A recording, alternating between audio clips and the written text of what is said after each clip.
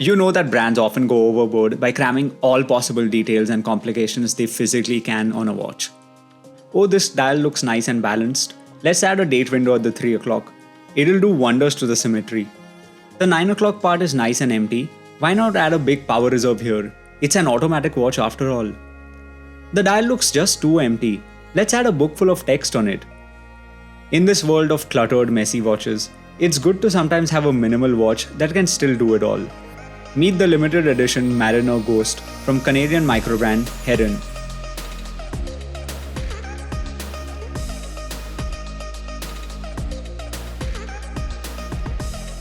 Heron is a very young brand, founded only in 2020.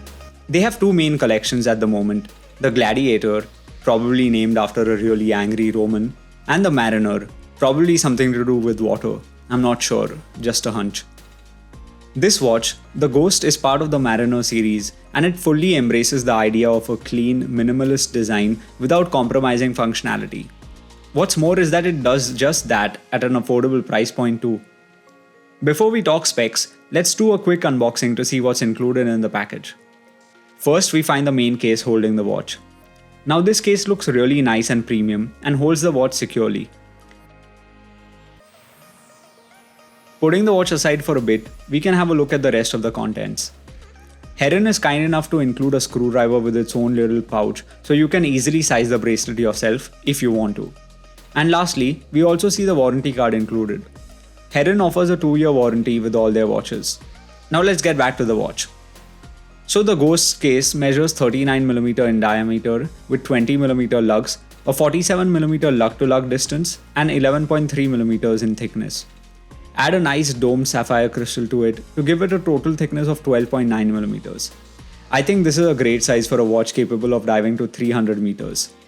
The Marinor Ghost series comes in two colors, North Blue and Sea Storm Black, with each model retailing at $590 and limited to just 50 pieces each. This watch is inspired by mid-century divers with prominent design cues like the anonymous dial and sterile rotating bezel. And I can confirm that Heron did not forget to add minute markers here, and it was, in fact, intentional. While the markerless bezel does reduce some functionality, such bezels were pioneered by military divers who would stay underwater for hours, not minutes. In such cases, the divers only needed to track hours, with the loomed pip being sufficient to do so. I think bezels with 60-minute markers are pretty common, so having a sterile bezel is nice to have in a unique, quirky sort of way. The unidirectional 120-click bezel is tactile and snappy and feels very nice to fidget with. The overall build quality and finish of the watch are solid. The dial of the Sea Storm Black isn't quite black, but more of a grey with a fume effect, with the center being lighter than the edges. The dial surface is a grainy finish, and overall it's a very nice look. The box sapphire crystal has a very visible bluish purple tone due to the AR coating on the inner side. I know this may bother some people, but my hot take is that I actually like this look on this watch. The bluish looking crystal adds some more character to the somewhat plain watch, and in fact it makes light gleam off of the bezel, giving it a bluish hue too. If you look closely, you may notice that the case and bracelet look darker than regular steel and almost like titanium. Well, it's not titanium, it's steel, but super hardened steel. The Marinor has a special treatment on the entire watch to make it 6 times harder than regular steel at 1200 Vickers. The entire watch, including the bracelet, case and bezel, have this treatment. So whether you're outdoors doing outdoor stuff or indoors doing indoor stuff, you should be covered. Even trying to intentionally scratch the watch shows how resilient it is. So if you, like me, hate having scratches, this watch might be for you. If you're liking this video so far, it would be awesome if you could hit the like button. Helps me out a ton. Thanks. Coming back to the watch, sized at 39mm in diameter and reasonably slim, this watch should work well on most wrists. If my puny 6-inch wrist can wear it well, so can yours. In fact, the Ghost actually wears smaller than other 300-meter divers like the Submariner or Seamaster 300M. What's more is that the bracelet is comfortable. I understand that what may be comfortable for me may not be comfortable for you, but for my wrist, this is one of the most comfortable bracelets in this price range. While comfort is subjective, two features that objectively enhance the bracelet are a quick release mechanism to quickly take the bracelet on or off, and on the fly micro adjust.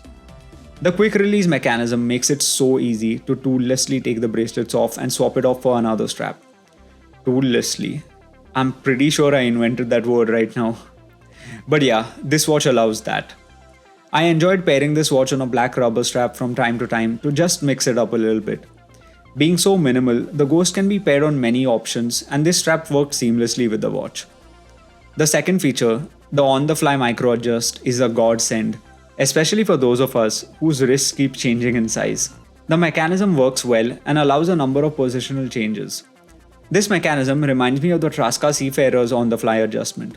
In fact, the watch as a whole reminds me of the Traska Seafarer. That was another dive-capable watch at a similar price point. I reviewed it a few months ago and you can watch that review over here. Coming to the mechanics on the inside, this watch runs on an automatic Miyota 9039 movement. This premium Japanese movement runs at 4Hz and has a power reserve of about 42 hours and an accuracy between -10 to +30 seconds a day. This isn't a high-end movement by any means, but it's a reliable workhorse and can be serviced easily. The accuracy doesn't really bother me, but one con with these Miyota movements is that the rotors can be a bit loud. Another negative with this watch was the underwhelming loom. While the watch overall is a very capable diver, I found that the blue BGW9 Superluminova is lackluster. While it looks good when charged, I noticed it taking way too long to get to that point and fading relatively quickly. I definitely would have liked to see a healthier application of loom, especially given that this is a dive watch. Okay, now let's hear my fiance's thoughts on the watch. I like the bluish looking dial, but the grey is dismal and I'm not a fan. I also don't know how to feel about the smooth bezel. But hey, I'm not really a watch enthusiast nor a diver. Welp, those were her short and not necessarily sweet thoughts on the watch. And I will have to disagree with her over here. Hope you're not listening to this. I actually prefer the clean look of this watch for a change. And at just $590, I think the pros overwhelmingly exceed the minor drawbacks. The build quality and finishing are excellent and the bracelet is comfortable. The dimensions are compact without being too small and the movement is decent. While the watch may not dazzle anyone, it's not supposed to.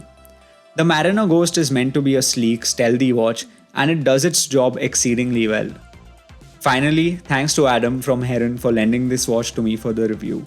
I enjoyed my time with it. If you liked the video, please help me out by hitting the like button. If you loved the video, help me out even more by subscribing. In my next video, I'll be talking about a new watch I just bought. And man, I'm so pumped. But that's all I can reveal for now. Have a great day. See you soon.